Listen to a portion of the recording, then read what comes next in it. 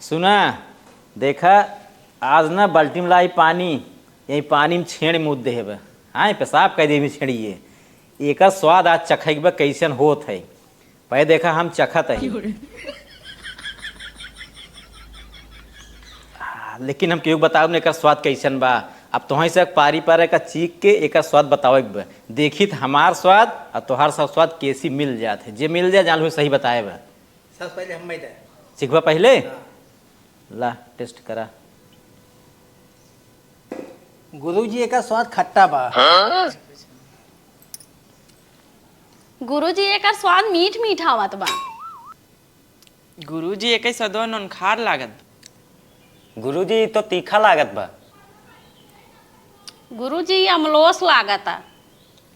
सब क्यों टेस्ट कैली है ना आ केहू के स्वाद मिला ना है हमसे जज ने बताया सब अलग अलग बा आ तू सब इतना पागल आ ये छेड़ी पेशाब सब टेस्ट करता हाथ गया। गुरुजी पहले तो आप टेस्ट किया है। तू सब ध्यान से पढ़ते ना है जमन गुरुजी कहाँ है जमन करत रहे ध्यान से देखा गुरुजी का कहनी हम कैसे कहे टेस्ट जानता देखा मैं टेस्ट कहे ऐसे अंगूरी बोरे ही वाली ई वाली ना एक ऐसे बोरे है एक ना चाटे एक चाटे रहे तू सब पेशाब टेस्ट किया छे कथक सहूर ना नहीं। थू थू थू। no, no, no, no.